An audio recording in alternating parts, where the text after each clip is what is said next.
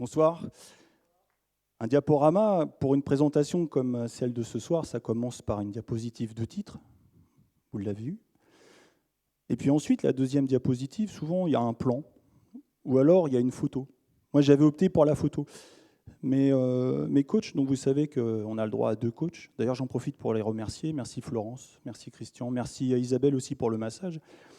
Et c'était très agréable. Comme la photo n'était pas libre de droit, mes 2 coachs m'ont suggéré de me déguiser. D'ailleurs, en fait, je ne sais pas si j'ai raison de les remercier, parce que je me demande au final si ce n'est pas une blague qu'ils m'ont faite. Cela dit, j'ai quand même relevé le défi, et maintenant le vôtre, c'est de reconnaître en quoi je suis déguisé. Alors, je suis déguisé en quoi ? Bah oui, je suis déguisé en Jedi. Merci, oui, je suis déguisé en Jedi, et maintenant... Eh bien, j'ai plus beaucoup de temps en fait. Il me reste combien 17 minutes pour vous expliquer en quoi il y a des liaisons éventuellement prometteuses entre les propos que je vais vous tenir et puis mon Jedi. Alors, si je vous dis que les élèves viennent à l'école pour apprendre, je pense que ce n'est pas vraiment une surprise et que les athlètes s'entraînent pour progresser et réaliser des performances, c'est pareil. Là, je pense ne rien vous apprendre. Et là, on est bien d'accord, il n'y a rien à voir avec des liaisons éventuellement prometteuses. Bon, c'est pas grave, ça c'est fait, je vais passer à autre chose. On a une situation en France qui a été évoquée rapidement, où on voit que dans des études récentes, les Français apparaissent comme étant les plus pessimistes d'Europe, les plus gros consommateurs d'anxiolytiques et d'antidépresseurs. Il y a en France aussi 3 fois plus de morts par suicide que par accident de la route. Et là, entre parenthèses, je ne pense pas qu'il y ait 3 fois plus de moyens pour la prévention du suicide. Mais bon, ça, je ferme la parenthèse. Et en termes de bien-être, ça a été évoqué aussi juste avant. D'ailleurs, je m'inquiétais un peu, j'avais peur qu'ils jouent un peu toutes mes cartes. Et en termes de bien-être, donc les élèves français ressortent comme étant parmi les plus mauvais d'Europe, enfin en tous les cas des pays de l'OCDE. On pourrait donc s'attendre à ce qu'on prenne soin des personnes, que ce soit à l'école, que ce soit d'ailleurs aussi dans les entreprises, dans le milieu du sport. Et pourtant, moi je pense qu'on a plutôt tendance à appuyer là où ça fait mal. Et ça, je pense que c'est vrai à l'école. Alors, il ne s'agit pas de faire le procès de l'école, qu'on soit bien d'accord. Ce n'est pas forcément volontaire. Mais en tous les cas, je pense qu'à l'école, c'est vrai. Je pense que c'est vrai aussi parfois dans le domaine de l'entreprise et aussi dans le domaine du sport. Pourtant, on devrait prendre soin des personnes. Alors, je vais faire un très rapide sondage. Je suis persuadé qu'il y en a parmi vous qui ont leurs enfants ou qui ont des enfants qui sont scolarisés. Et je voudrais savoir, parmi ceux-là, combien pensent que leur enfant est plutôt valorisé et félicité, ou alors, au contraire, combien pensent que les enseignants ont plutôt tendance à appuyer là où ça fait mal, ont plutôt tendance à voir les points qui sont perdus, même quand les notes sont bonnes d'ailleurs. Donc voilà. Alors, quels sont ceux qui considèrent que les enfants sont valorisés? D'accord. Bon. Quels sont ceux qui considèrent que leurs enfants, ou alors eux-mêmes quand ils étaient à l'école, ont plutôt eu un sentiment inverse, quoi. Plutôt des enseignants qui appuyaient sur les points faibles plutôt que de les valoriser. Donc faites-moi voir ça. Bien. Bon, je ne vais pas passer plus de temps pour interpréter les choses. Vous voyez qu'il y a quand même une large majorité qui pense que, effectivement, à l'école, on appuie là où ça fait mal. Je ne pense pas que ce soit volontaire de la part des enseignants. Je pense que ce sont des fois des petits processus insidieux qu'on met en place. Et d'ailleurs, moi, j'ai été enseignant d'éducation physique et sportive pendant 18-19 ans dans des établissements scolaires et j'ai sûrement contribué aussi à ça, involontairement. Mais ça évoque en moi des petites anecdotes. Par exemple, pour ma fille, donc j'ai la chance d'être le père d'une jeune fille qui est maintenant en 2e année à l'université, donc ma fille Jade. Mais à l'époque où elle était au collège, un jour, elle est rentrée à la maison et elle m'a expliqué que l'un de ses enseignants avait fait toute une liste de critères qui, s'ils n'étaient pas respectés, engendraient la perte de points. Un titre non souligné, -1. Non centré, -1. Un texte non surligné, -1. Faute d'orthographe, -2. Bref, elle a fait toute une liste comme ça de critères. Et je lui ai dit, dis-moi Jade, à quel moment aussi tu peux gagner des points? Et là, il n'y avait rien de prévu, quoi. Donc en fait, tout semblait se passer comme si, pour cet enseignant-là, qui était absolument pas malveillant, et que ma fille d'ailleurs aimait bien, mais comme si on avait tout à perdre, quoi, comme si les enfants avaient tout à perdre dans le système qu'il avait mis en place. Et là, ce que j'évoque dans le domaine de l'école, c'est valable aussi dans le domaine du sport. Je suis aussi le père d'un petit garçon. Enfin, maintenant, il a 17 ans, mais à l'époque, il était petit. Et quand il était petit, mais même maintenant, il joue encore au handball. C'est un handballeur, mon fils. Et quand il jouait en moins de 12 ans, donc à cette époque-là, il doit avoir 10 ans, j'avais la chance de l'entraîner. Enfin, pour moi, c'était une chance. Je ne sais pas si lui, il appréciait ça autant que moi.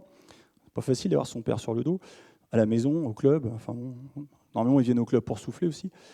Mais bon, donc je l'avais avec moi, et mon fils a été retenu pour participer à des stages de sélection, pour entrer dans l'équipe départementale. Alors j'étais content pour lui, il est allé au premier stage, ça s'est bien passé, il a été qualifié pour le deuxième stage, le troisième, il était jusqu'au bout du dispositif de sélection, et puis au final, il n'a pas été retenu. Alors quand je suis venu le chercher, je lui ai dit, bah, alors ça s'est passé quand? Il m'a dit, bah, ça va pas, ça non plus, ça non plus, ça non plus.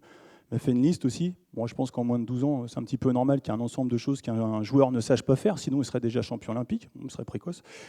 Et je lui ai dit, bah alors, ils ont dû donner aussi des points positifs, quoi. Forcément, j'y suis sensible.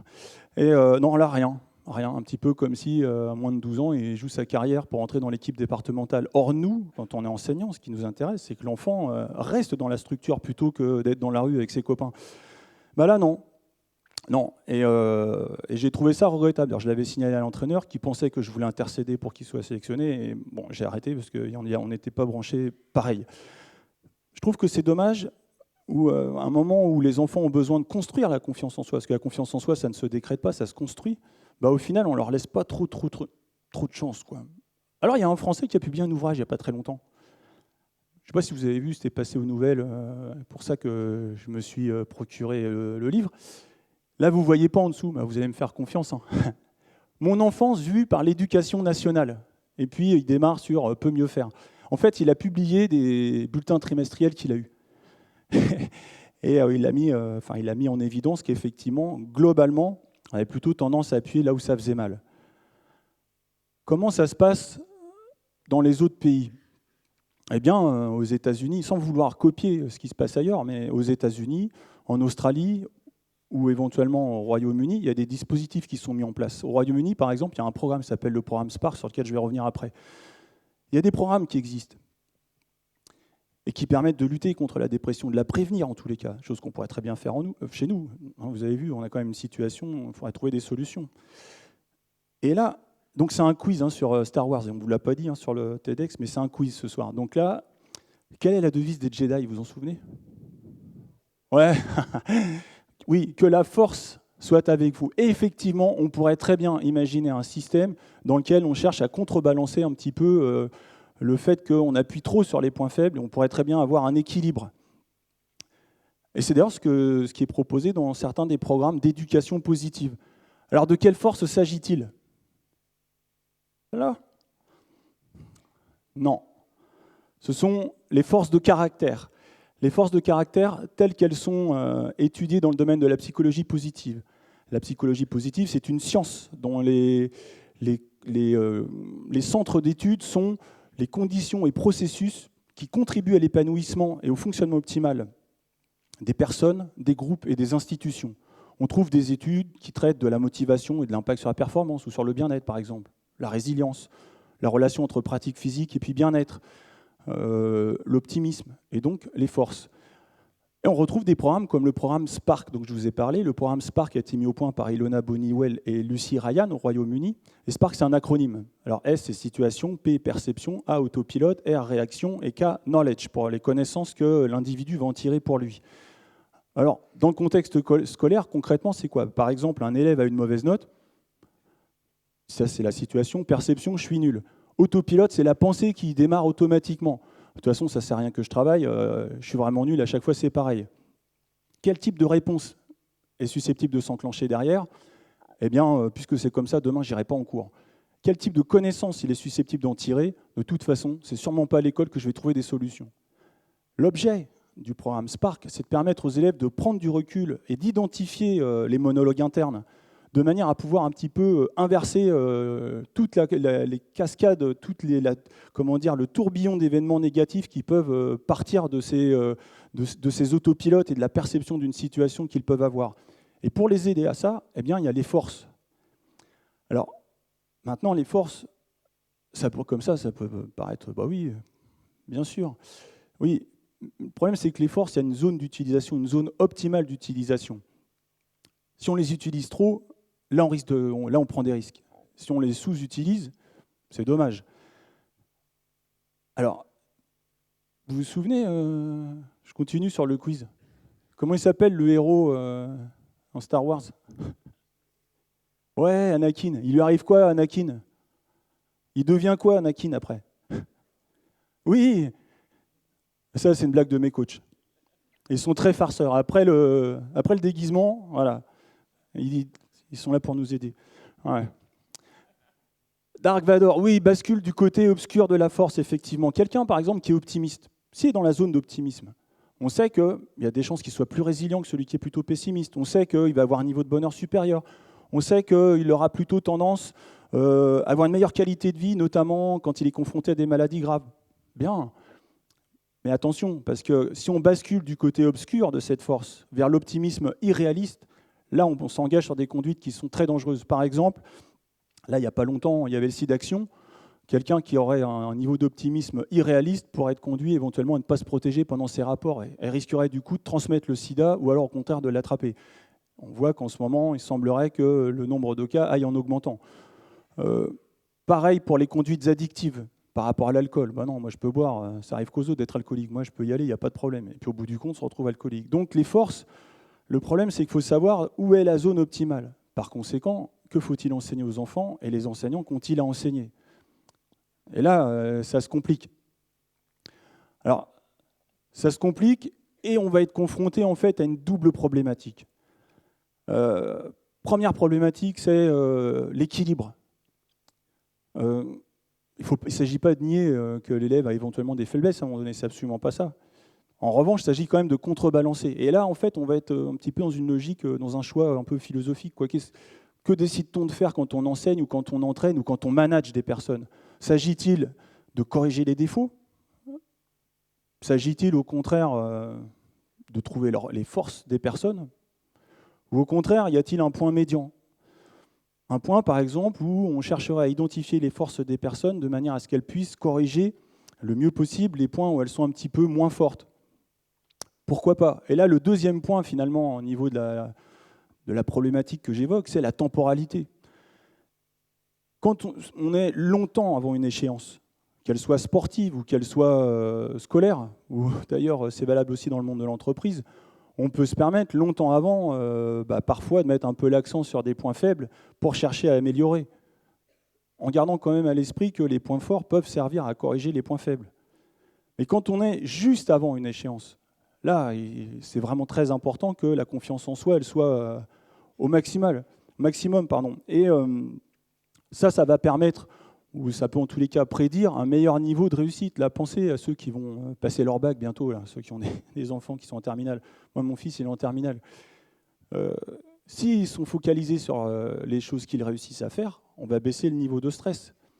Et puis, on va augmenter les chances de réussite derrière. Donc, effectivement, c'est vraiment une question du moment sur lequel on va insister sur les points forts ou sur les points faibles. Alors maintenant, cette histoire d'équilibre, on la retrouve à un autre niveau. Quelle est la finalité de l'école? Est-ce qu'à l'école, il faut former de bons mathématiciens, de bons linguistes, de bons historiens, de bons géographes? Ou est-ce qu'au contraire, il faut s'intéresser à l'individu et à son devenir après?